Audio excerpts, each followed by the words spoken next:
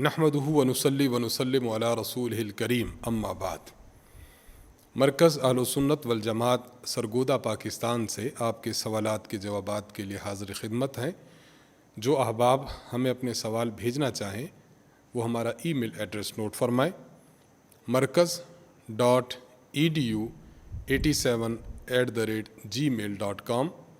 میں اس کی اسپیلنگ کر دیتا ہوں: markaz.edu87@gmail.com۔ اردو زبان میں واضح الفاظ میں اپنا سوال لکھ کر بھجوا دیں، انشاءاللہ العزیز مرکز کی جانب سے اس کا جواب دے دیا جائے گا۔ تو شروع کرتے ہیں آج کے پہلے سوال سے۔ پہلا سوال ہم سے پوچھا ہے دانش حسین صاحب نے بارہمولہ کشمیر ہندوستان سے۔ پوچھتے ہیں کیا جمعہ کی نماز میں خطبہ کی اذان امام کے سامنے دینا ضروری ہے یا نہیں؟ جواب دے کر ممنون فرمائیں۔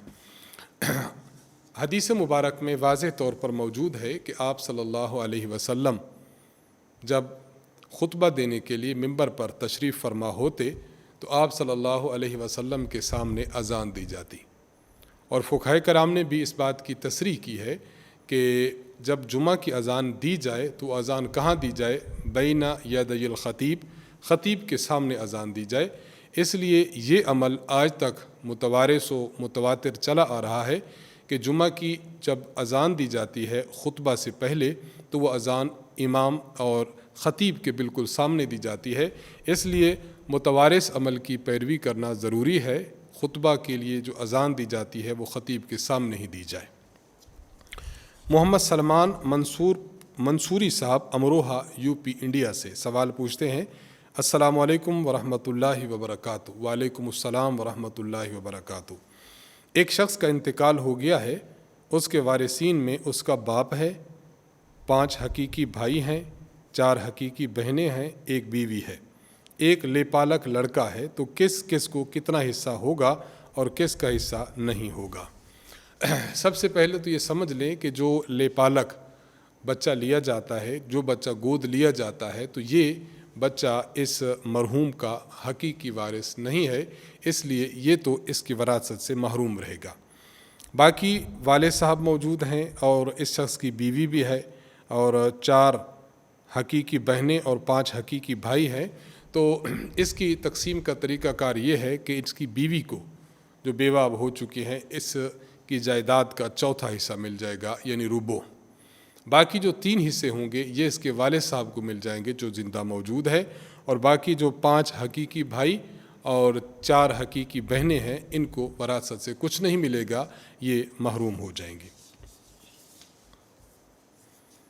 محمد الیاس حقانی صاحب مدرسہ دارالعلوم زکریا کلاروس کپوارہ کشمیر سے آپ سوال پوچھتے ہیں: مفتی صاحب، کتابوں میں لکھا ہے کہ غسل خانہ میں پیشاب نہ کرے، اس سے وسواس پیدا ہوتے ہیں، تو گھروں میں آج کل اکثر غسل خانوں میں پیشاب وغیرہ کا استعمال ہوتا ہے، تو کیا حکم ہے؟ وضاحت فرما دیں، جزاک اللہ خیرہ۔ جو بات آپ نے پڑھی ہے واقعی یہ بات ایسی ہی ہے کہ غسل خانہ میں اگر کوئی شخص پیشاب کرتا ہے تو اس پیشاب سے اسے وسوسے آتے ہیں، اس لیے احتراز کرنا چاہیے، اور اگر آج کل غسل خانوں میں یہی صورتحال ہے تو بہرحال اس سے ضرور احتراز کرنا چاہیے اور انسان کو وسواس سے بچنا چاہیے، کیونکہ جو شخص غسل خانہ میں پیشاب کرے گا پھر وہیں پر غسل کرے گا تو وسوسہ آئے گا کہ میں پاک ہوا یا نہیں، چھینٹے مجھ پر پیشاب کے پڑے یا نہیں۔ تو ان وسواس سے بچنے کے لیے کتابوں میں اور خصوصاً حدیث مبارک میں بھی یہ بات منقول ہے کہ جہاں انسان پیشاب کرے، غسل کرے، وہاں پیشاب نہ کرے۔ تو بہرحال بچنا چاہیے، اور اگر ایک انسان ایسا ہے کہ وہ غسل خانے میں گیا اور شدید تقاضا ہے، اس کو 2-4 قطرے نکل گئے ہیں، تو بہرحال وہاں پانی ضرور بہا دے، لیکن مستقل یہ معمول بنا لینا کہ وہاں پر انسان پہلے پیشاب کرے پھر وہیں پر غسل کرے، اس سے بہرحال احتراز کرنا چاہیے۔ کتابوں والی بات بالکل درست ہے۔ محمد خالد صاحب ہندوستان سے آپ سوال کرتے ہیں: السلام علیکم ورحمۃ اللہ وبرکاتہ۔ وعلیکم السلام ورحمۃ اللہ وبرکاتہ۔ مسجد کے مائک سے فوت ہونے والے کا اعلان کرنا درست ہے یا نہیں؟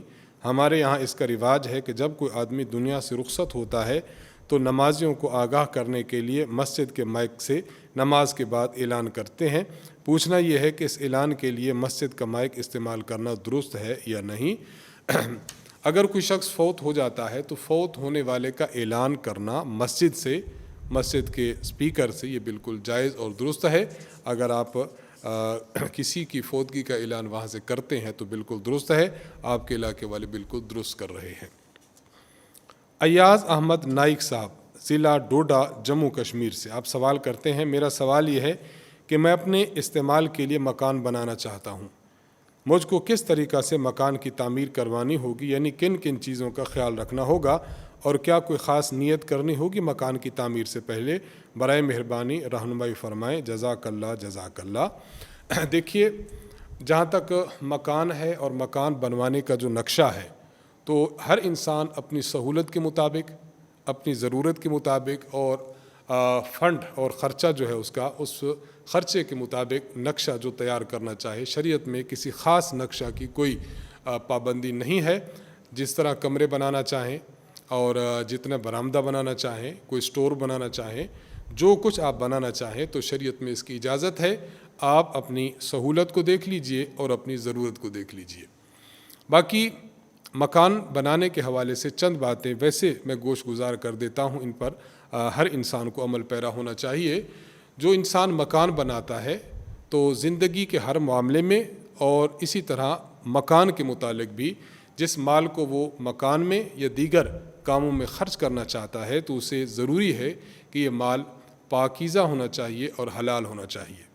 کسی سے انسان مال غصب کرتا ہے، کسی کا مال چوری کرتا ہے، یا ایسا مال کہ جو اس نے ناجائز طریقے سے کمایا ہو، ایسے مال کو استعمال کرنے سے احتراز کرنا چاہیے۔ اور اگر آپ مکان بنا رہے ہوں تو مکان میں ناجائز اور حرام پیسہ ہرگز نہیں لگانا چاہیے۔ ایک تو یہ اہتمام کریں۔ نمبر 2، جس جگہ آپ مکان بنا رہے ہیں آپ دیکھیں کہ یہ زمین آپ نے یا تو خریدی ہو یا آپ کو اپنے والد صاحب کی طرف سے، اپنے کسی وارث کی طرف سے، موروث کی طرف سے، مورث کی طرف سے آپ کو یہ چیز ملی ہو۔ اگر زمین ایسی ہے کہ جو حکومتی تحویل میں تھی، آپ نے ناجائز قبضہ کیا، کسی غریب محتاج کی تھی، آپ ناجائز قبضہ کر کے اس پر مکان بنانا چاہتے ہیں، یا آپ کے پاس زمین تھی اور وارثوں کی ہے، آپ کی بہنیں ہیں یا کوئی اور وارث ہے، وارثوں کو حصہ دیے بغیر آپ اس زمین پر مکان بنا رہے ہیں، تو اس طرح بھی مکان بنانا اس زمین پر جائز نہیں ہے۔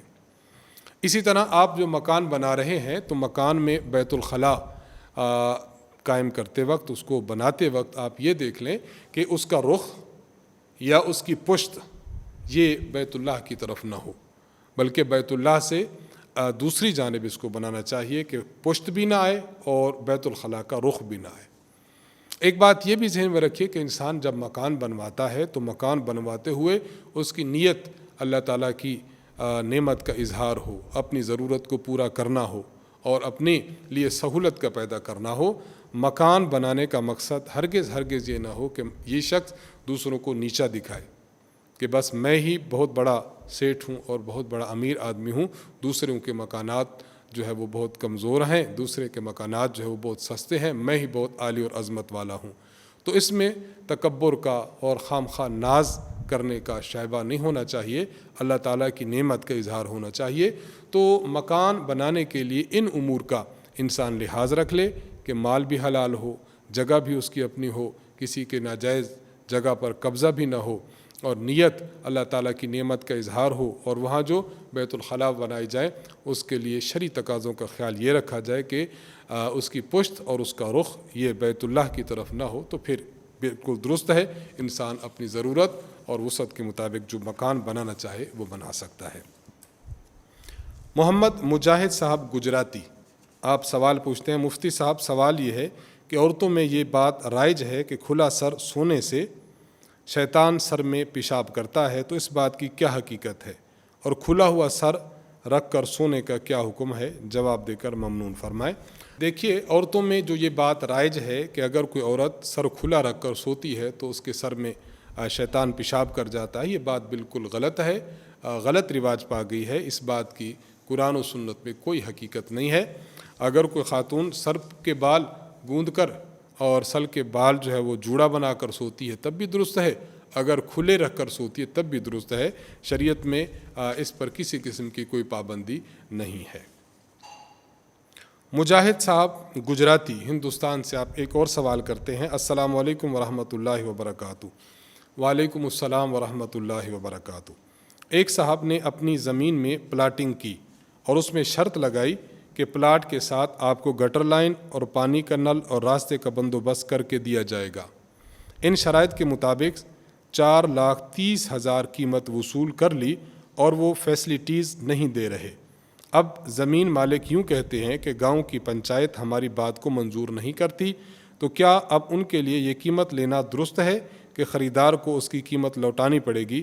کیا حکم شرعی ہے؟ وضاحت فرما دیں، جزاک اللہ خیرہ۔ دیکھ لیجئے، صورتحال یہ ہوتی ہے کہ اگر آپ نے کسی سے کوئی چیز خریدی ہے اور اس کے ساتھ کچھ فیسلٹیز اس نے مہیا کرنی تھی، اس کی بھی بات ہو گئی۔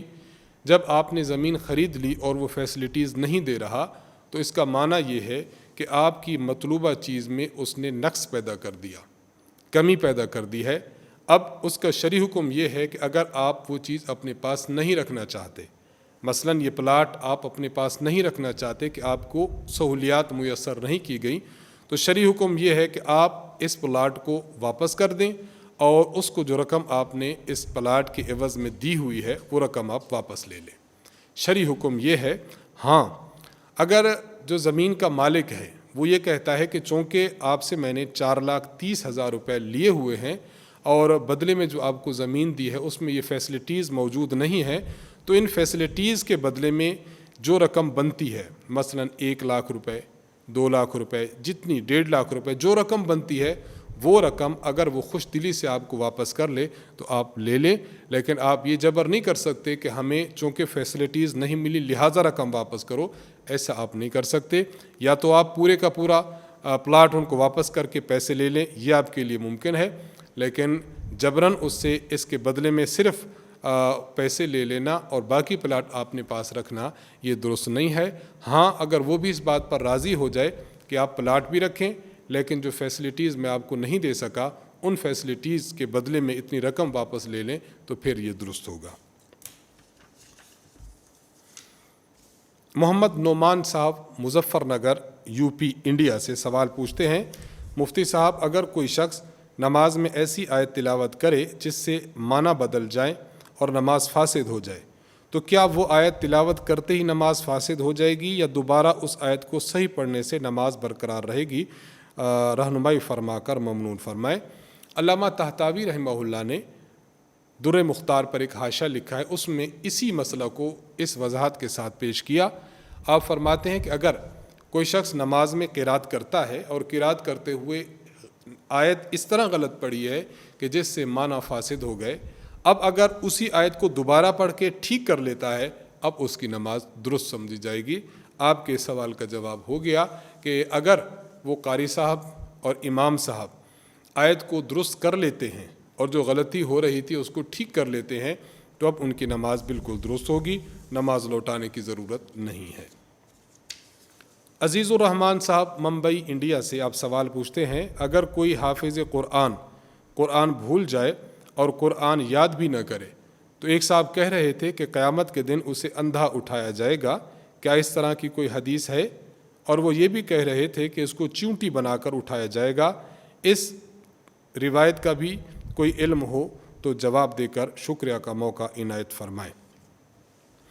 جو دو باتیں انہوں نے کہی ہیں کہ ایک تو چونٹی کی شکل میں اٹھایا جائے گا یا اندھا اٹھایا جائے گا، یہ بات تو ہمیں احادیث مبارکہ میں نہیں مل سکی۔ البتہ سنن ابی داؤد حدیث نمبر 1476 میں حضرت عبادہ سعد بن عبادہ رضی اللہ تعالی عنہ سے روایت ہے، آپ فرماتے ہیں کہ رسول اللہ صلی اللہ علیہ وسلم نے ارشاد فرمایا، اگر کوئی شخص قرآن کریم کو بھول جائے تو پھر اس بھلانے کا جو خمیازہ اسے قیامت کے دن بھگتنا پڑے گا وہ یہ کہ اللہ تعالیٰ سے ملے گا تو وہ اجزم ہوگا۔ اجزم کا معنی اس کو کوڑھ کا مرض لائق ہوگا، اس حالت میں خدا سے ملے گا۔ تو یہ روایت تو ملتی ہے، باقی اندھا ہونے کی اور چونٹی والی روایت ہمارے علم میں نہیں ہے، انہوں نے کہی ہے تو ان سے حوالہ پوچھ لیا جائے۔ اور مولا علی قاری رحمہ اللہ تعالیٰ نے اس روایت کا مطلب بھی یہ بیان فرمایا کہ ایسا شخص جو قرآن کریم کو یاد کرے پھر بھول جائے تو قیامت کے دن اس کو یہ وبال اٹھانا پڑے گا۔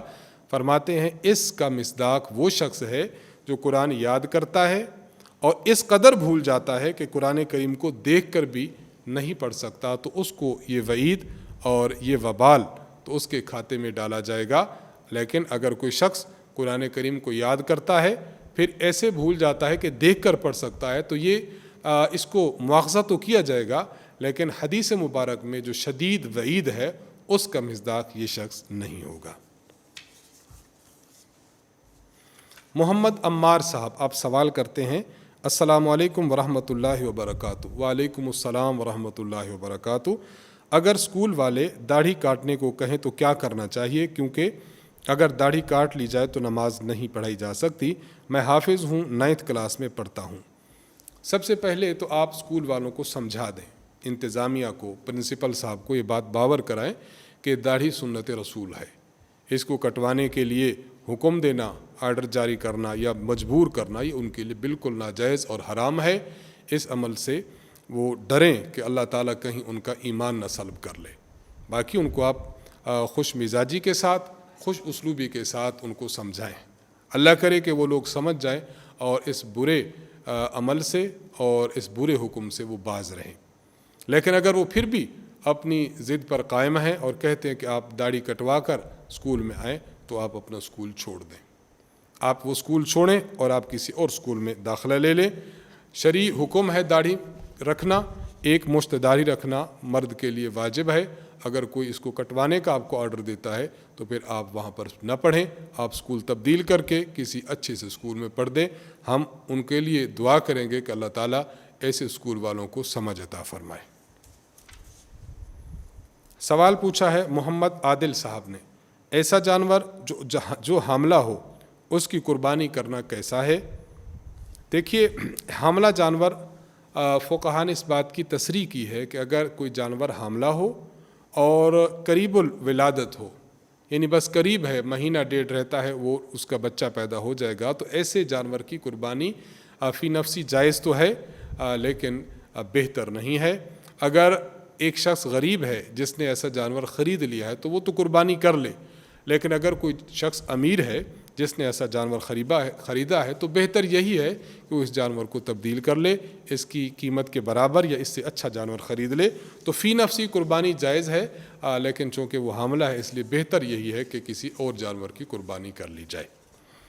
فیصل احمد صاحب انڈیا سے سوال کرتے ہیں کہ بڑے جانور کا ایک تھن خراب ہے تو اس کی قربانی کرنا کیسا ہے؟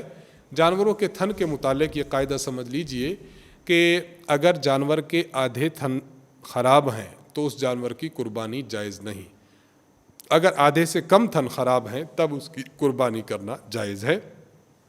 بڑے جانور میں 4 تھن ہوتے ہیں، گائے ہے، اسی طرح بھینس ہے، اس کے 4 تھن ہوتے ہیں۔ 4 تھنوں میں سے ایک تھن خراب ہے اور باقی 3 تھن ٹھیک ہیں، تو اب اس گائے کی قربانی، اس بھینس کی قربانی جائز ہے۔ اور اگر 2 تھن ٹھیک ہیں اور 2 خراب ہیں تو اب اس کی قربانی جائز نہیں ہوگی۔ یہ بڑے جانور کا حکم ہے۔ ساتھ ساتھ بکری کا حکم بھی سمجھنا چاہیے کہ اگر بکری کا ایک تھن خراب ہے اور ایک تھن ٹھیک ہے تو اب بکری کی قربانی کرنا بالکل جائز نہیں ہوگا۔ دونوں میں یہ فرق ہے، سمجھ لیا آپ نے۔ محمود حسن صاحب سوال کرتے ہیں کہ بڑے جانور، رحیم ارخان سے، بڑے جانور مثلاً گائے، بھینس اور اونٹ میں جہاں ہم قربانی کا حصہ رکھتے ہیں وہاں عقیقے کا حصہ بھی رکھ سکتے ہیں یا نہیں؟ جواب دیں جزاک اللہ۔ دیکھیں، بڑے جانور میں عقیقے کا حصہ رکھنا بالکل جائز ہے۔ عقیقے کے جانور کی بھی وہی شرائط ہیں جو کہ قربانی کے جانور کی شرائط ہیں۔ استاذ محترم حضرت متکلم اسلام مولانا محمد الیاس گھمن صاحب دامت برکاتہم نے اپنی مرتب کردہ فائل قربانی کے مسائل میں اس مسئلہ کو دلائل کی روشنی میں ثابت کیا ہے۔ احادیث مبارکہ سے ثابت کیا ہے کہ جو حکم قربانی کا ہے وہی حکم عقیقے کا ہے۔ جانور کی جو صفات اور شرائط قربانی کے جانور کی ہوتی ہیں وہی شرائط اور وہی اوصاف یہ عقیقے کے جانور کے ہیں۔ اس لیے جس طرح بڑے جانور میں قربانی کے حصے رکھے جا سکتے ہیں اسی طرح اس جانور میں عقیقے کے حصے بھی بلا شبہ رکھے جا سکتے ہیں۔ ذبیح اللہ صاحب کراچی سے آپ سوال کرتے ہیں کہ جانور ذبح کرتے ہوئے اگر اس کی گردن تن سے جدا ہو جائے تو اس کا کیا حکم ہے؟ کیا یہ جانور حلال ہے یا حرام؟ دیکھیے، جہاں تک تعلق ہے اس جانور کا، تو یہ جانور تو بالکل حلال ہے، لیکن اگر کسی شخص نے جان بوجھ کر اس کی گردن اس کے تن سے جدا کر دی ہے تو یہ عمل مکروہ ہوگا۔ تو عمل مکروہ ہے، لیکن مذبوحہ اور جانور بالکل حلال ہے، اسے کھانا بالکل جائز ہے، کسی قسم کی کوئی کراہت نہیں ہے۔ محمد عمر صاحب راولپنڈی سے سوال کرتے ہیں کہ ہم نے قربانی کے لیے جانور خریدا ہے، اب ہم اسے تبدیل کرنا چاہتے ہیں، کیا تبدیل کر کے اس کی جگہ دوسرا جانور لے سکتے ہیں یا نہیں؟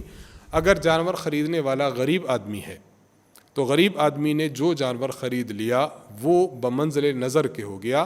یہ ایسے ہو گیا جس طرح کوئی شخص کسی جانور کی نظر مان لے کہ اس جانور کو میں نے اللہ کی راہ میں قربان کرنا ہے۔ نظر والا جانور تبدیل کرنا جائز نہیں ہوتا، اس لیے آپ نے جو جانور قربانی کے لیے خریدا اور آپ غریب ہیں تو آپ اس جانور کو تبدیل نہیں کر سکتے۔ لیکن اگر کوئی شخص امیر ہے، صاحب نصاب ہے، وہ جانور خریدتا ہے اور اس کو تبدیل کرنا چاہتا ہے تو اس کے لیے تبدیل کرنا جائز ہے، لیکن اس بات کا وہ خیال رکھ لے کہ جانور جو نیا خریدے وہ یا تو اس کی قیمت کے برابر ہو یا اس کی قیمت سے بڑھ کر ہو۔ اگر کسی نے ایسا جانور خریدا جو اس کی قیمت سے کم تھا، مثلا پہلا جانور تھا 70,000 روپے کا، اب جانور خریدا ہے 60,000 کا، تو مناسب بہتر اور مستحب یہی ہے کہ وہ جو 10,000 اوپر کے ہیں ان کو صدقہ و خیرات کر دے۔ آخری سوال ہم سے پوچھا ہے محمد اظہر صاحب نے فیصل آباد سے۔ آپ پوچھتے ہیں کہ ایسی گائے جس کی زبان معمولی سی کٹ گئی تھی اور اب وہ ٹھیک بھی ہو چکی ہے تو اس کی قربانی کرنا کیسا ہے؟ جانور کی اگر زبان اتنی کٹ گئی ہو کہ وہ چارہ تک نہ کھا سکتا ہو تو اب اس کی قربانی کرنا جائز نہیں ہے۔ آپ نے جو صورتحال لکھی ہے معلوم ایسے ہوتا ہے کہ اس جانور کی معمولی سی زبان کٹی ہے تو اب اس کی قربانی کرنے میں کوئی قباحت نہیں ہے، بالکل جائز ہے۔ انہی سوالات کے جوابات کے ساتھ ہم آپ سے اجازت چاہیں گے۔ اللہ تعالیٰ سے دعا ہے کہ اللہ تعالیٰ ہمیں شریعت مطہرہ کے مطابق زندگی گزارنے کی توفیق عطا فرمائے۔ وآخر دعوانا ان الحمد للہ رب العالمین۔ السلام علیکم ورحمۃ اللہ وبرکاتہ۔